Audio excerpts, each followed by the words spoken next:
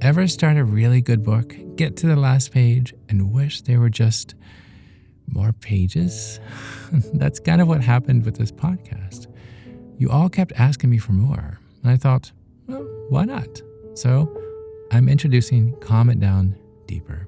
I know, another subscription, but this one's different. You're getting your weekly episodes on Sunday instead of Tuesday. You're not going to be hearing ads like you are right now. Plus, exclusive meditations, behind-the-scenes content that'll make you feel like you've got the secret menu at your favorite restaurant, and also just a deeper community. We're going to be doing live Zooms. We're going to be doing activations where we connect with each other, and interviews, and ask me anythings, and techniques of how to just calm the mind. So if you're ready for the good stuff, head over to calmitdownpodcast.com and look for Calm It Down Deeper. Your future Zen self will definitely thank you. All right, now on with the episode. There's a quiet that no one warned you about. It doesn't shout, it doesn't rush, it just appears. Sometimes it shows up not when everything is falling apart, but when you've started to stitch things back together. When you've decided to finally choose yourself, to stop pleasing, to stop pretending, to stop running. And that silence, that stillness, it's the sound of healing. And as good as that sounds, it can also feel very lonely. I mean, healing is full of opposites. I mean, it's something that we go through alone, but it's also something everyone faces. It's important, but it can leave you feeling really lost. And one of the most unexpected parts of healing, one that we don't talk about nearly enough, in my opinion, is how alone it can feel. So if you're in that space right now, if you're doing the work, if you're keeping the promises to yourself, and if you are wondering why it suddenly feels so empty, I want you to hear this. There is nothing wrong with you. You're not behind. You're not broken. You're just healing. And guess what? I am here to cheer you on for all of it. I'm Chad Lawson, and let's calm it down in 3, 2, 1. So let's begin here. Healing doesn't always look like light poured in through a window. Sometimes it looks like sitting alone in your car, wondering how everything got so quiet. It's walking away from what once felt like comfort, even if it was chaos. Or it's saying no without apologizing. It's choosing rest when the world says hustle. It's answering, I'm okay, but meaning I'm exhausted and I'm trying. Sometimes healing looks like letting go of people who once felt like home, only to realize that they were just a stop on the way. That's okay. Because healing sometimes looks like canceling plans because you just can't do one more crowded room. Hello. Or unfollowing someone because their updates, they stir a version of you that you're not trying to be anymore. Or like spending Friday night reading a book instead of being the one who keeps the chat going in the group. I mean, it's strange, right? I mean, you make these bold, beautiful choices that are meant to bring you peace. But instead, at least for a little while, they just bring silence. So why does healing feel so lonely? Personally, I think it's because healing, it asks you to go inward, to press pause, to sit with yourself instead of running from yourself. And that, it's hard. You don't realize how much noise there is until you turn the volume down. And in that quiet, it can feel like everyone else is living while you're just waiting. Like you're stuck on the platform while the train of life just barrels full steam ahead.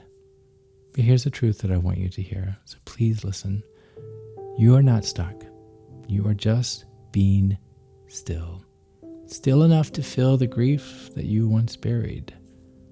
Still enough to notice the patterns that you are ready to break. And still enough to hear the voice beneath the noise, your own. And that stillness, it's sacred, right? But just because something is sacred or meaningful, it doesn't mean that it's easy. Sometimes the most meaningful things, they feel lonely. Here's why. Society doesn't exactly throw a parade when you choose healing. We live in a world that rewards the mask, not the mirror. I'm going to say that again. We live in a world that rewards the mask, not the mirror. We praise productivity, but we ignore presence. We cheer for bouncing back, but we rarely sit with those that are still just crawling, inching forward. So when you start healing, when you start saying, this doesn't work for me anymore, you may not get applause, just so you know. You may get silence. And silence, when you are already feeling fragile, can feel like rejection. But it's not. It's just unfamiliar. You're learning to live without the old rewards, without the dopamine hit of approval, without the comforts of your routine, or the illusion of belonging that came from being what others needed you to be. You are reintroducing your life. And sometimes introductions, they take time, right? So what do we do when healing feels like being the only one in the room who knows that the song is over? Hey, a quick intermission here. Like when your pets walk across your keyboard during a Zoom call. It happens. We've all been there. But while we're here, I want to talk about Calm It Down Deeper. Calm It Down Deeper is your fast pass to calm.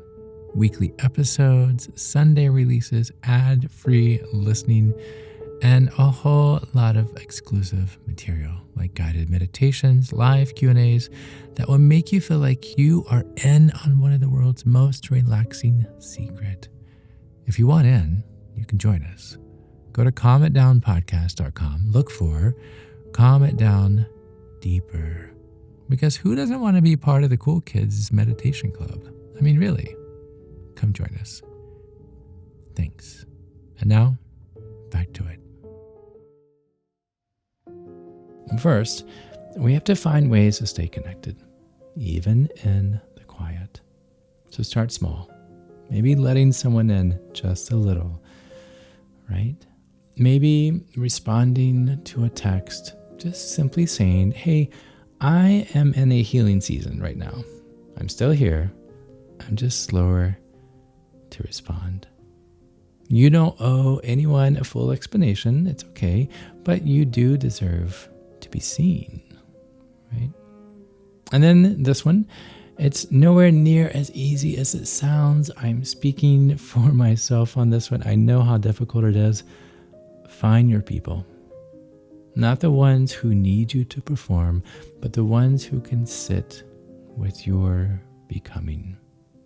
The ones who say, hey, take your time. It's okay. The ones who don't flinch when your voice cracks.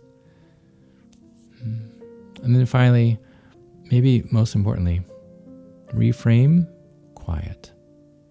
This isn't punishment. Quiet is not failure. Quiet is presence. You are not alone because you're broken. No. You're alone because you no longer are abandoning yourself to be a part of a crowd. That's not you. That's not isolation. That's integration. And that's what coming home actually feels like, if you think about it. So I want to end with this, with a few quiet truths, right? Not trying to fix anything, not to try to wrap it up with a bow, but just to offer you something to hold on to, right? Like a soft blanket or a chocolate chip cookie. You can say these out loud, or you can just let them echo gently inside. But maybe close your eyes, okay? Say to yourself, I'm not alone. Even in silence, I'm supported. This quiet is not emptiness. It's a sacred space. I'm not falling apart. I'm falling into myself. I trust the healing may feel lonely, but it may not be lonely forever. Let that settle. The quiet is not a void. It's a clearing. It's a place for new things to take root. A place for you to hear what your soul has been whispering for so long. This chapter might feel unfamiliar, let's be honest. But unfamiliar doesn't mean wrong. It just means that you are growing. And growth? Growth is always a little lonely at first, but it won't be forever. So take your time. You're doing amazing. And guess what? I'm right here. I'm cheering you on. I'm rooting for you. I'm believing you. And I'm sitting with you in this quiet space. So thank you. Thank you for listening. Thank you for living. And thank you for staying in your quiet space as you understand that this is healing. Until next time, be kind to your mind. And join me again as we calm it down.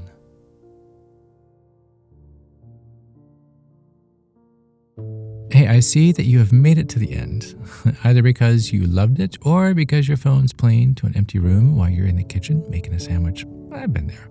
Either way, here's a scoop. Calm It Down Premium, it exists. Weekly episodes, no ads, early access, exclusive content. It's like finding out your favorite restaurant has a secret menu. But instead of extra sauce, you get extra serenity. It's true. So join me at Calm It Down Podcast. Look for Calm It Down Deeper. Or don't. It's okay. But why wouldn't you want the extra sauce? Either way, thank you. And until next time, be kind to your mind. To find more episodes of Calm It Down, see where I may be appearing in your area, or just simply want to know where to send me some chocolate chip cookies, visit calmitdownpodcast.com. This podcast was written and produced by yours truly, Chad Lawson, composer, pianist, and nationally recognized Sweet Tooth.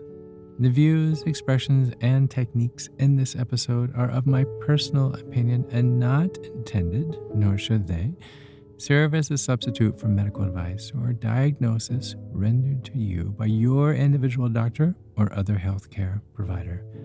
Only a licensed physician should evaluate your situation, provide a diagnosis, or render other medical advice to you. And you should only act upon the advice of this physician. Now, I'm an extreme empath by nature, but my profession is that of a composer and pianist, not a licensed therapist or physician. I hear from thousands of listeners how my music has helped them through various stages of emotional needs, and I simply want to offer this in future podcast episodes to aid those needs. So to find a list of licensed professionals in your area, please visit calmitdownpodcast.com. And if you've enjoyed today's episode, please leave a review, or better yet, share it with a friend. While it takes less than 60 seconds to do, its impact will last for years to come, as every little bit helps in growing the awareness and the importance of mental and emotional health. Thank you for listening. Thank you for living. And until next time, be kind to your mind and join me again as we calm it down.